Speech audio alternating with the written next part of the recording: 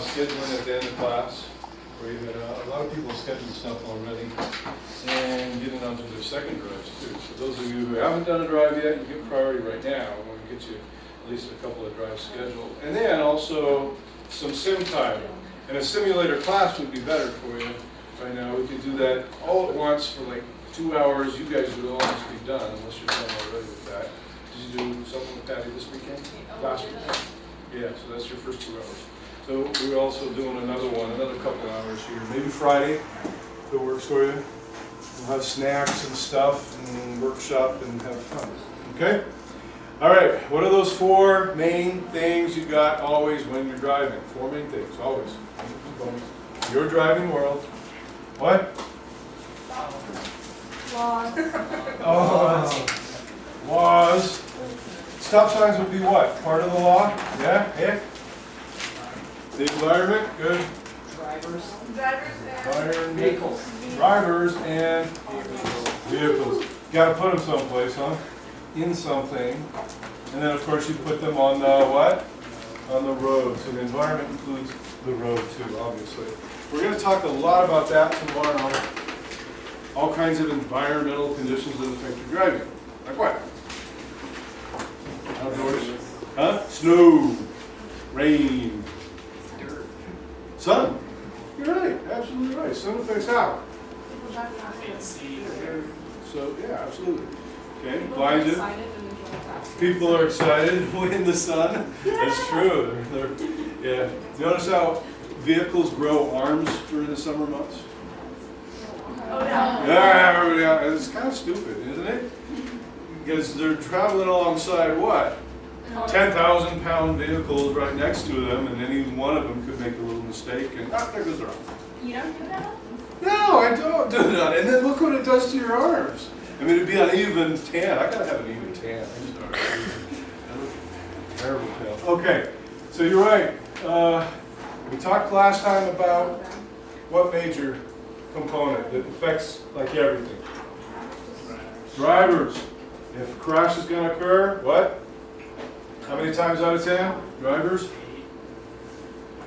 9.5 times out of, almost 95% really of all crashes. Huge amount. But then you can blame some other things. Like what? What can you blame? The vehicle itself. All right. That's really what we're looking at today. Vehicles.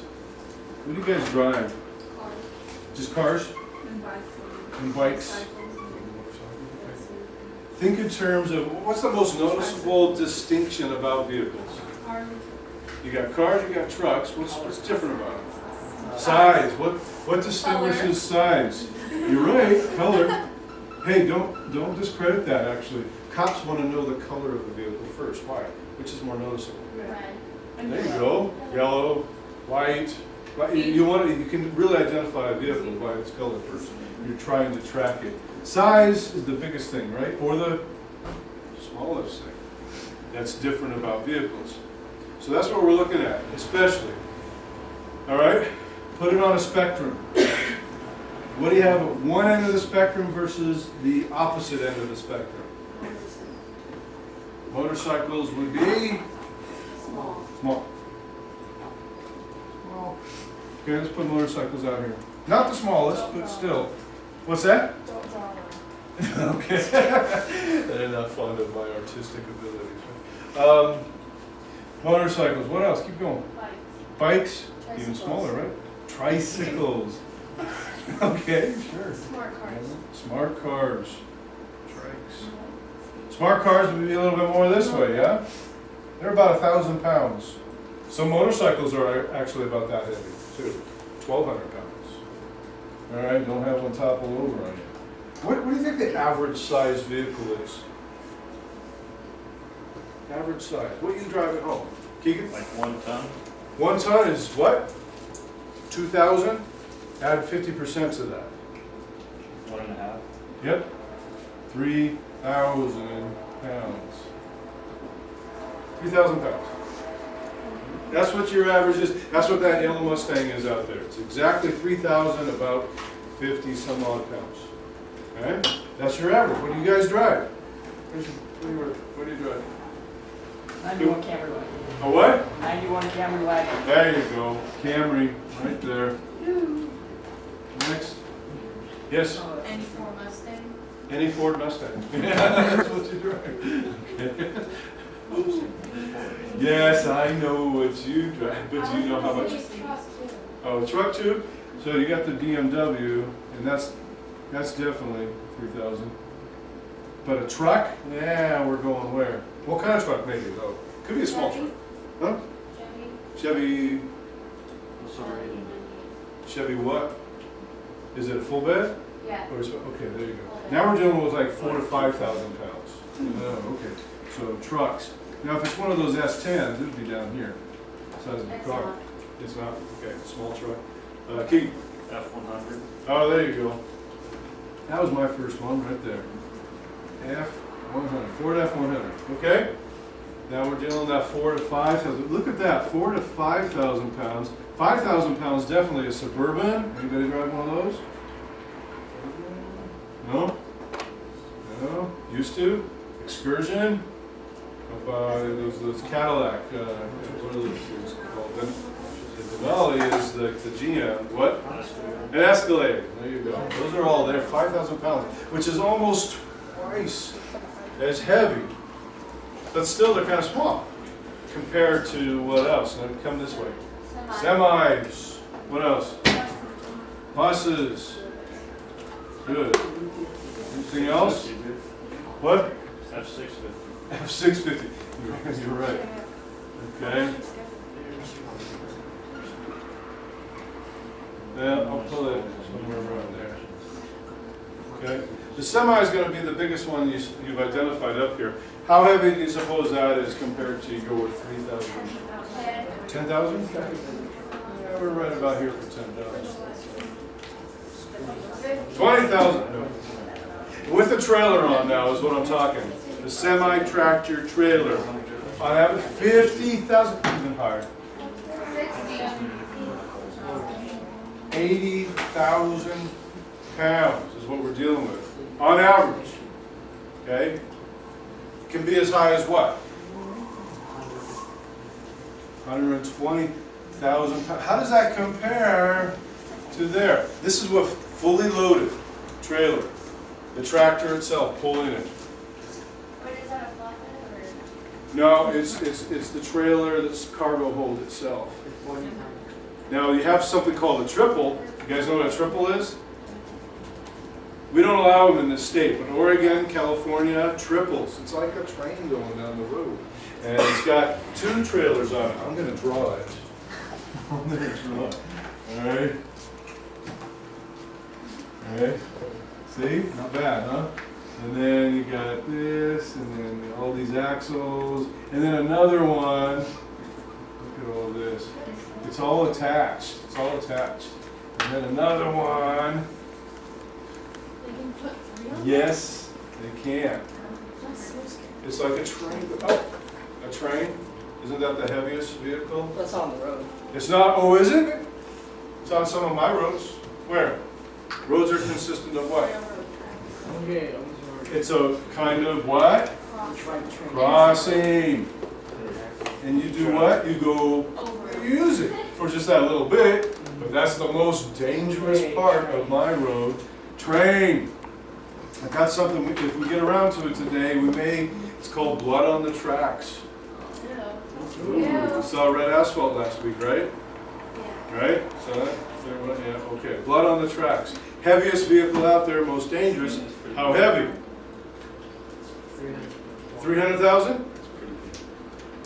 500. Double it. Like a minute. It's 1 million pounds for a small train on average. As high as 10 million, typically. Maybe a mile long. Think of what does all this differences in poundage do to the vehicle in terms of controlling it? Harder to what? Harder to control, and because it's harder to stop. Remember I said one of the 3 S's. Y'all want to just, Cooper, y'all just want to keep going? Y'all just want to go? Green means go? No, it does not. Green means going safe. You got to get where? To your destination and come to a stop. Stopping is one of the most difficult things in doing it right. The heavier the vehicle, the harder it is to stop it. You're going to see a Bill Nye the Science Guy video in a little bit that shows a little experiment about what a semi looks like stopping at 50, 60 miles an hour versus a little car at 50, 60 miles an hour. Blows right by. Okay? Semi, buses. We'll come back around to those in a little bit. Let's fill in the white here. What else could we do? What? 2,000 pound vehicle, a Prius? How about something a little smaller? Mercedes? Mercedes tend to be a little heavier actually. Luxury car. Huh? A Miata, there. I like that one. Miata. I mean, I don't like Miatas, excuse me. But you're right to put it up there. That's a metrosexual car, it's not my thing. Mustang, it's a girly car. Kind of a cute soft top Mercedes. Which one? Which model? There are two-seaters, you're right. Different kinds even. Remember the little Sprint? You guys remember a Sprint or a Metro? Geo Metro. Yes, they were so popular just 4 years ago. Why? Because of our crisis of fuel economy in this country. A Buick Regal, I put over here, just maybe slightly right of there. Yeah. Buick Regal, about 3,500. So, yeah.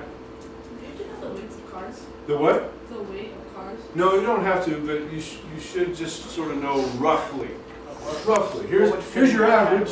How does that compare to this? Who wins in a crash? You just sort of know. Yeah. Who wins in the crash between the Camry and the F-150?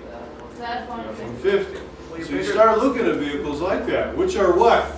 Well, going this way, you're driving along, you get hit by somebody else because you're not paying attention. That's just really suicidal. All right? You're not paying attention, you're going to kill yourself. But the other direction, this is where we've got to fill in the blank a little bit more. You tend to be what? Towards smaller vehicles. Homicidal. You tend to kill them more often. Okay? What are some other small vehicles? What you gotta watch out for? They're all out there. Yeah. Jeeps, I put right here in the 4,000 range. Unless it's a Wrangler, then it's closer to the 3,000. A Bug? The new ones? Or the old ones? The old ones? Old. Right around here. A bus. And they're very unsafe. Why? The shape. It's something about the shape. You can see pretty good around them, but there's something about the shell. Where, you know how they make it? Crumples wear, especially bad. The front. Why? There's no engine. There's no engine up front. It just comes all the way in, just like a front snub nosed bus, like their other counterpart, the VW bus, Vanagon or something. You have no protection, and you're going to go where against somebody. It's that magic shot down there. Freaks me out. Okay. Yeah, Jeep is there, a little better. They're though a little bit what? Higher center of gravity. So it's hard to take what?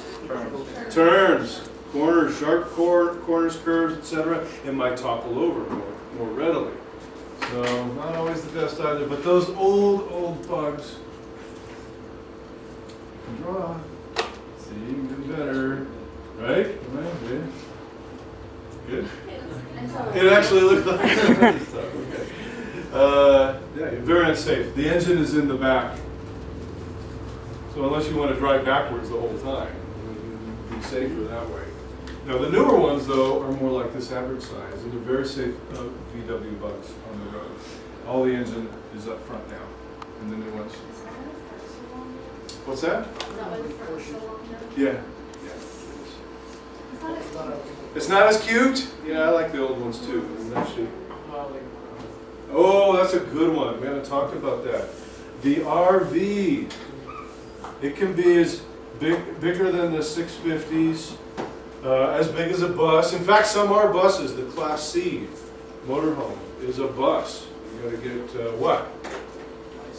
licensed to drive, handle these things, almost as big as semis. Very good.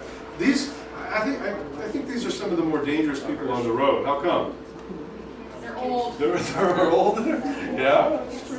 They can't see so well anymore. And how often do they drive? Not very much. That's right. That's right. They're only going out on vacation with it.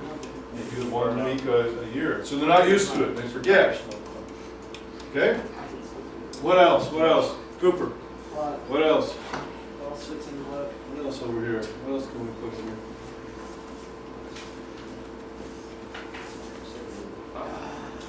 Smaller? Smaller? Did you tend to kill? Most often killed person? Say it again. Pedestrians. Okay, two what do we call them? Bipeds. And they're not really motorized like most everything up here, but bicycles aren't motorized, trikes aren't motorized. What else is smaller, has 4 wheels? You see them a lot. Skateboards, scooters, good. Okay, pedestrians are the most often killed. And why? They're small. What else? Slow. That's it. No protection whatsoever. Now, who's the motorist that's most often killed up here? And this is why I got to show you the next video. Motorcycles. Why'd you suggest that immediately? There's just a fatality like this Sunday. Yeah. Where? Yesterday there was a fatality over by Cycle Center, by Office Max. How ironic. Yeah. Terrible. What happened? I don't know. They were just cleaning up the stuff, but his bike was like on the sidewalk, like flat on the side. Yeah. You heard about the trooper a week ago up in Mount Vernon that was killed because somebody wasn't paying attention. You know, when the Skagit Valley Bridge went down, I-5, they had to reroute, and he was out helping to, direct traffic. He was helping somebody out, and somebody wasn't paying attention. He turned in front of him and killed him. Most often killed motorists on the road. But usually, and we're the only state in the country that can terribly boast of this statistic, usually they kill themselves more often than other motorists kill them. Why do you suppose that is? They're zipping in and out, they're pretty aggressive, that's right. What else? Keegan? There's nothing holding them to the bike. There's nothing holding to the bike, it's very true. That's why it's very unsafe. And why they are told to wear certain what? Gear, helmet is required by law, other leather gear. But think of the terrain now that we have around Washington, western Washington. Rain. We got rain, and we got Those metal road plates. yes, very good. It's very, very difficult for motorcyclists to travel over the metal grading of bridges and the metal, the tracks themselves. The rails themselves are slicker than water to hit that. A motorcyclist would have to hit that how? Head on. Slow and head on, that's right. So if it's at an angle, they go like this, they're at risk of going out, and where do they end up? In oncoming traffic on the street. So they got to come at it like this and then angle toward it, like that, because of the unsafe nature of it. You're absolutely right. Now, we have terrain around western Washington that is all curvy, hilly, and so sometimes they just don't handle the excess. I had a student in class last year, and she freaked out at that sight of what you guys saw last week, and that was red asphalt. She freaked out at the sight of it because it recalled some trauma she just experienced before she started class. She witnessed an actual motorcyclist die right by the side of her SUV coming down the mountain pass. He was traveling too fast going into a curve, over 85, 90 miles an hour, lost control and slammed right in between where she and her dad were sitting. And they obviously stopped and tried to attend to him, and he expired. And she was seeing all this stuff on red asphalt, all the blood and the guts, and even some other motorcyclists had, had lost parts of their head, and she just freaked out. She tries to get up in her seat, and I see her, and I can tell that she's not going to make it. She's white as a sheet, and she about goes down. I caught her, and I put her in a seat and just rolled her out of class, because she was hyperventilating. She just did not have any oxygen going to her brain. you never know how you're going to respond to something after witnessing, tragedy of that nature. And she hadn't processed it yet, and we started seeing this in class, and down she goes. So we're going to see more of that stuff. Red Asphalt 5, even the original one, some Signal 30, that's Ohio's version of Red Asphalt. And then, maybe you got to, process it a little. Did you guys write last week? Some reflection on it? You should do that. Talk to your parents about it. But at any rate, they're the most often killed on the road. But they're the most, infrequent vehicle we see. How many out of 100 vehicles do you suppose we see on the road are actually motorcycles? Typically, one or two during the sunny days. So the rest of the year, it's even less. Barely one out of 300 or 400. We don't see them very often. So we're not used to traveling around them very often. And then there's some things you forget about. We're going to show you this video, and I want you to notice two things. I want you to notice first what the motorcyclist does on the road differently than other vehicles. Okay? How do they handle their motorcycle? How do they handle their bike? Whenever Different. they turn, they have to turn, they have to lean the other way. They have to lean into the curve, into the turn. They have to lean into it for their turn. If they're leaning away, they're actually shifting their body weight because they're going too slow. All right?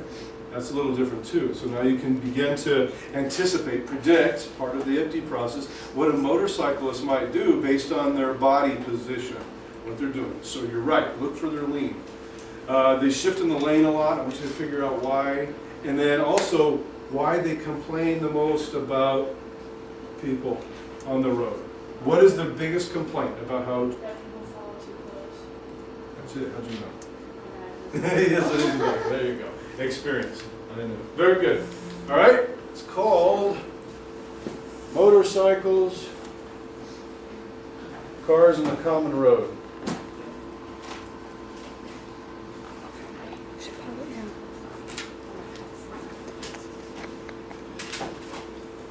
And how's it going?